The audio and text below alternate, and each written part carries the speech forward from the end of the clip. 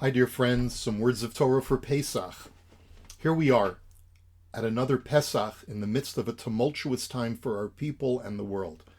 Let's look at Yachats, the breaking of the middle matzah that we do at the Seder, that we put aside one half of that matzah for later in the meal. This recaptures the night of our exodus from Egypt. After our Pesach meal that we had in Egypt, preparing to leave, we took our leftover dough, wrapped it in a cloth, as the Torah states, Mish'arotam tzururot b'simlotam al shichmam. This is what someone does when they don't know where their next meal will come from, such as one who is traveling out into the unknown desert. There's more to this imagery. The Chidah sees significance in Yachats as a reminder of our curtailed history in Egypt. Our sages teach that our foretold 400 years of slavery was reduced to only 210 years. We were taken out prematurely because had we stayed any longer, we would have been lost forever to assimilation. This premature redemption necessitated further exiles and iterations of suffering that the Jewish people have experienced ever since then. By breaking the middle matzah, we represent that our enslavement was interrupted and cut by half. We place the one half in front of us to represent the 210 years of Egyptian enslavement, which is the topic of conversation on this night of the Seder. We then hide the remaining half to symbolize that the future iterations of exile and privation were hidden from the Jewish people. The hiddenness of this half matzah also represents the mystery of not knowing when the ultimate messianic redemption will take place at the end of all of the iterations of exile. This year is last year. Hiding the middle matzah also represents those Jews who are hidden and isolated from their families and their people. We will place the afikomen in a protected area as a symbol of our prayer that despite our brethren, the hostages, being in an unknown location, we wish for them to be held safely and securely, just like this afikomen piece of matzah. We offer two additional life lessons from Yachats, this breaking of the middle matzah at the Seder. First, there's something telling to break apart two pieces of bread from the very same source. This means that the two pieces of matzah are exactly the same, but will be used in two very different ways. The first half will be eaten at motzi matzah after we've spent a long time relating the Haggadah when we're hungry and anticipating dinner. The other half is to be eaten at the end of the meal in a state of satiety when we're all full.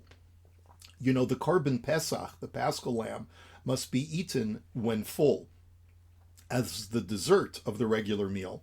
And this afikomen matzah is a reminder of that sacrifice.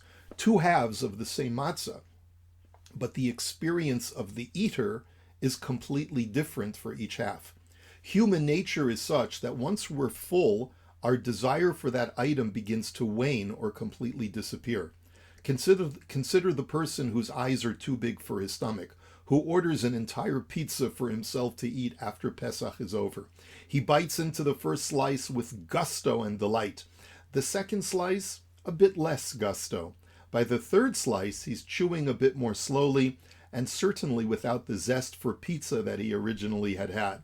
By the end of his third slice, he's lost all desire for pizza completely. This nature also extends to non-food desires. Consider the child who's been hoping and praying for a toy horse for months. He finally gets that gift for his birthday, yet just a few days later, the toy horse is collecting dust in the bottom of his closet. A man has been pining for a particular beautiful woman for years, and when he finally gets to marry her, he starts to notice things about her that dissatisfy or annoy him. She's exactly the same woman he's been yearning for all this time. What changed? Only him. Why is this pertinent on the night of the Seder? Consider that Geulat Mitzrayim was something that our ancestors dreamed of for years. It was the greatest anticipation that any nation has ever had. Ironically, once it was realized, Bnei Yisrael descended into complaints and anger and regrets almost immediately after their redemption. Human nature is that once your goal is achieved, your esteem of that aspiration is now diminished. By reminding ourselves that it is not the matzah that has changed, but rather we are better able to transport ourselves back to Egypt.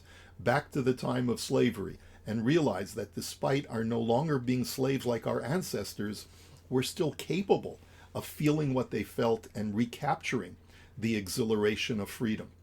So that's the first. The second one that I'd like to share, and final idea, is that in discussing the purpose of Yarhzeit, the Vilna Gaon states that breaking the middle matzah accomplishes the goal of ensuring that both eatings of matzah will be from a broken piece of a whole matzah.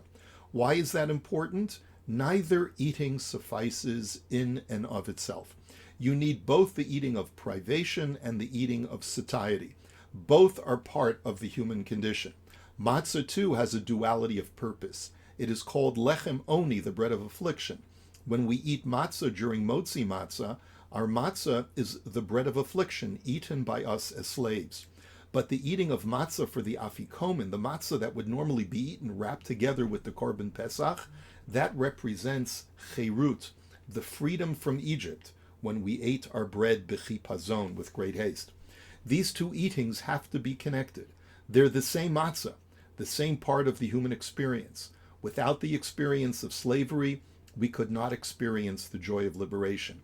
When Hashem created the universe, it was originally chaos and void, with choshech al pnei tahom, darkness upon the face of the deep. This darkness needed to precede God's creation of light, because in the words of the Zohar, there is no light except that which issues from darkness. That is, the only way for man to experience redemption, light, and joy is through the preceding privation of those positive things in his life. We eat from the two halves to represent that you can't have a full matzah of slavery unless it is followed by eventual redemption. And conversely, you cannot have a full matzah of redemption unless it is first preceded by slavery.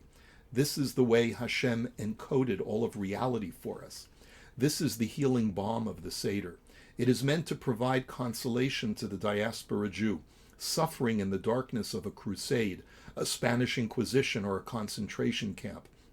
After surviving the Shoah, Viktor Frankl wrote, "In some ways, suffering ceases to be suffering at the moment it finds a meaning, such as the meaning of a sacrifice."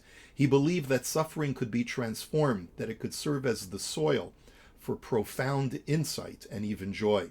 Frankl later said that had he not experienced such deep suffering, he would never have developed logotherapy, a modality that has helped millions of people.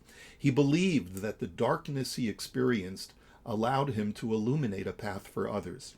What is to give light, he said, must endure burning. Or, as the medieval Sufi mystic Rumi said, don't get lost in your pain. Know that one day your pain will become your cure. It is the offering to the Jew of today who is still praying for the release of our hostages. It is a reminder that without the tragedies that have been enacted for the Jewish people throughout history, there cannot be an eventual Messiah or redemption period. It is the reassurance that everything we have undergone and continue to endure is for a purpose that will eventually be realized when we pull the second half of the matzah out of its holder and hold it up for everyone to enjoy. And so, dear friends, here's wishing you a Chag Sameach. May we experience the ultimate joy of redemption. Bimheira b'yameinu amen. Chag kasher v'sameach.